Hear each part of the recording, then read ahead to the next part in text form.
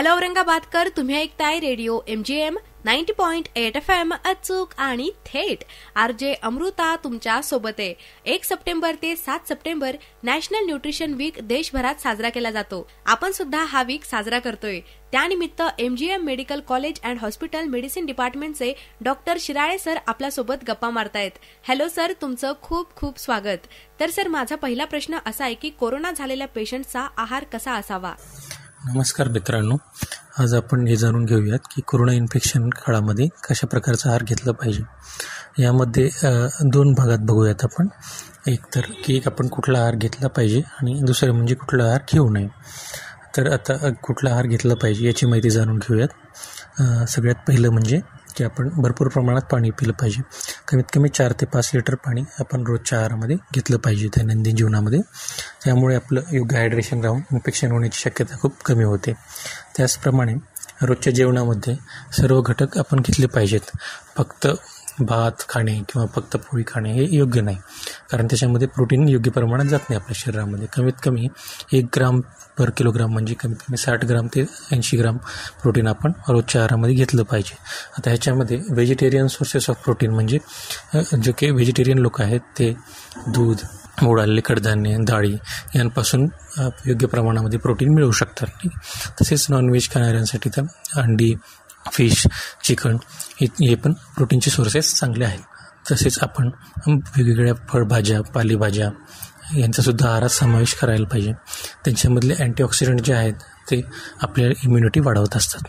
तसेच आपल्या आहारामध्येच vitamin C आणि व्हिटॅमिन D यांचे प्रमाण आपण वाढवून आपली प्रतिकारशक्ती वाढवू शकतो. व्हिटॅमिन C जे आहे ते लिंबू, संत्री, मोसंबी या प्रकारच्या फळांमधून आपल्याला भरपूर प्रमाणात मिळू शकते.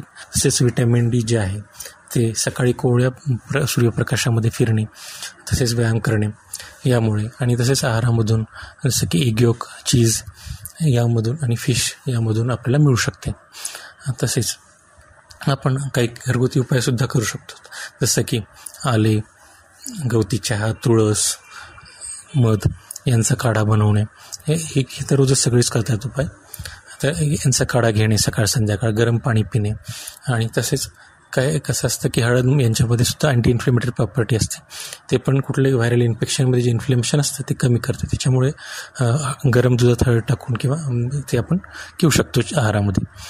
तर हा सगळा आहार जो आहे तो आपल्याला कुठल्याही व्हायरल इन्फेक्शनपासून वाचवेल. ठीक आहे, म्हणजेच याचाच अर्थ की कोरोनापासून वाचवू शकतो. सरांनी सांगितल्याप्रमाणे भरपूर पाणी पिऊन आणि लिंबू, संत्री सारखी फळं खाऊन रोग प्रतिकार शक्ती आपण वाढवू शकतो. डॉक्टर शिराळे सरांसोबत गप्पा अशाच सुरू राहतील. तुम्ही ऐकत रहा आरजे अमृता सोबत रेडिओ MGM 90.8 FM अचूक आणि थेट.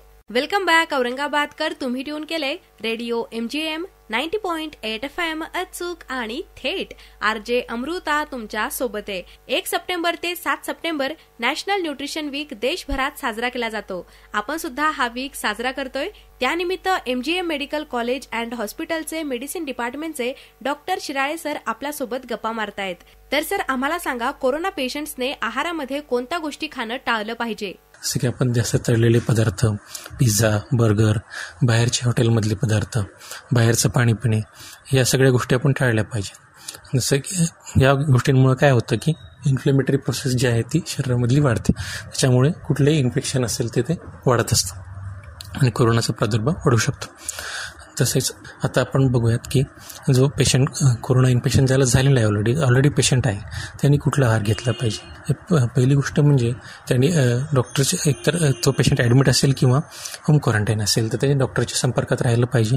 जे काही त्यांना गोळ्या औषध दिलेले आहेत ते व्यवस्थित योग्य प्रमाणात योग्य वेळ घेतले पाहिजेत. त्याच्यामध्ये कसं असतं की व्हिटॅमिन D आठवड्यातून एकदा घेण्यासाठी गोळी दिलेली असते ती घेतली पाहिजे. व्हिटॅमिन C, सगळ्याच व्हिटॅमिन्सचे जे असतात त्या गोळ्या दिलेल्या असतात ते व्यवस्थित घेतले पाहिजे. सोबतच अँटीव्हायरल ज्या काही गोळ्या दिलेल्या असतात त्या पण घेतल्या पाहिजेत.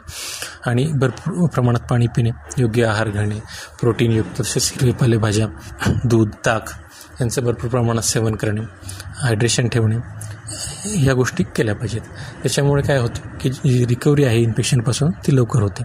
आता यामध्ये कसं असते की काही पेशंट खूप क्रिटिकल असतात. अशा पेशंटला जे आहे ते व्हेंटिलेटर लागत असतं, जे आपलं साधं नॉन इन्व्हेसिव्ह व्हेंटिलेटर असेल किंवा जे इन्व्हेसिव्ह व्हेंटिलेशन असेल. अशा पेशंटला तोंडाने आपण आहार देऊ शकत नाही. त्याच्यामुळे राईस ट्यूब म्हणजे नाकातल्या नळीतून आपल्याला आहार द्यावा लागतो. ह्याच्यामध्ये असं असतं की वेगवेगळ्या प्रकारचे ज्युसेस, जसं की मोसंबी ज्यूस, संत्रा ज्यूस किंवा कुठलेही वेगवेगळे फ्रूट ज्युसेस, दूध, डाळीचं पाणी, भाताची पेज, अशा गोष्टी ज्या आहेत त्यांना प्रोटीन, कार्बोहायड्रेट आणि वेगवेगळ्या व्हिटॅमिनच्या सोर्सेस असतात. ते आपल्याला त्या नळीतून योग्य प्रकारे द्यावं लागतात वेळच्या वेळी. असं त्यांचा आहार आपल्याला मेंटेन करावा लागतो. जास्त तळलेले पदार्थ, बाहेरचं उघडं खाणं आपण टाळलं पाहिजे. डॉक्टर शिराळे सरांसोबत गप्पा अशाच सुरू राहतील.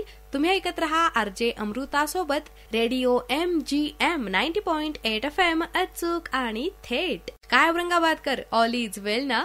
तुम्ही ऐकताय रेडिओ MGM 90.8 FM, अचूक आणि थेट. RJ अमृता तुमच्या सोबत आहे. 1 सप्टेंबर ते 7 सप्टेंबर नॅशनल न्यूट्रिशन वीक देशभरात साजरा केला जातो. आपण सुद्धा हा वीक साजरा करतोय. आजच्या सेलिब्रेशनमध्ये MGM मेडिकल कॉलेज अँड हॉस्पिटलचे मेडिसिन डिपार्टमेंटचे डॉक्टर शिराळे सर आपल्यासोबत गप्पा मारतायत. तर सर, ज्या कोरोना पेशंटची कंडिशन खूप क्रिटिकल आहे त्यांचा आहार कसा असावा ते आम्हाला सांगा. आता यामध्ये कसं असते की काही पेशंट खूप क्रिटिकल असतात. अशा पेशंटला जे आहे ते व्हेंटिलेटर लागत असतं, जे आपलं साधं नॉन इन्व्हेसिव्ह व्हेंटिलेटर असेल किंवा जे इन्व्हेसिव्ह व्हेंटिलेशन असेल.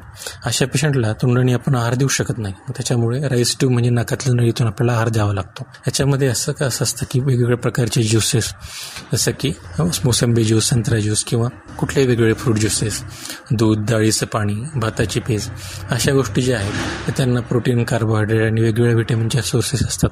ते आपल्याला त्या नळीतून योग्य प्रकारे द्यावं लागतात वेळच्या वेळी. असं त्यांचा आहार आपल्याला मेंटेन करावा लागतो. अच्छा, म्हणजे खूप क्रिटिकल कंडिशनमध्ये असणाऱ्या कोरोना पेशंट्सना तोंडातून आहार देता येत नाही, तर नाकातून आहार दिला जातो. त्यामध्ये ज्यूस सारखे पदार्थ त्यांना दिले जातात. डॉक्टर शिराळे सरांसोबत गप्पा अशाच सुरू राहतील. तुम्ही ऐकत रहा RJ अमृता सोबत रेडिओ MGM 90.8 FM, अचूक आणि थेट. Welcome back Aurangabadkar. तुम्ही ऐकताय रेडिओ MGM 90.8 FM, अचूक आणि थेट. RJ अमृता तुमच्या सोबत आहे. 1 सप्टेंबर ते 7 सप्टेंबर नॅशनल न्यूट्रिशन वीक देशभरात साजरा केला जातो. आपण सुद्धा हा वीक साजरा करतोय. त्यानिमित्त MGM मेडिकल कॉलेज अँड हॉस्पिटलचे मेडिसिन डिपार्टमेंटचे डॉक्टर शिराळे सर आपल्यासोबत गप्पा मारतायत. तर सर, आम्हाला सांगा, कोरोनातून बऱ्या झालेल्या व्यक्तीने कसा आहार घेतला पाहिजे? आता जे पेशंट ऑलरेडी रिकवर झालेले आहेत, म्हणजे ज्यांचा आजार संपलेला आहे, ज्यांना सुट्टी झालेली आहे किंवा जे फक्त आता होम क्वारंटाईन आहेत, तर त्यांना आपण काय करायला पाहिजे? त्यांनी पुन्हा पहिले सांगितल्यासारखंच की ज्या काही गोळ्या औषधी दिलेल्या आहेत त्याच्यामध्ये व्हिटॅमिन D, व्हिटॅमिन Cच्या गोळ्या असतात डॉक्टरांनी दिलेल्या, त्या योग्य वेळी घेणे. तसेच व्यवस्थित पूर्ण आहार घेणे, ज्याच्यामध्ये प्रोटीन, फॅट सगळं असलं पाहिजे. जसं की दूध, ताक, दही ह्या गोष्टी घेतल्या पाहिजेत. तसेच सगळे प्रकारचे फळं, जसं की पेरू, चिक्कू, सेब, जे आपण रोजच्या जीवनामध्ये घेतो.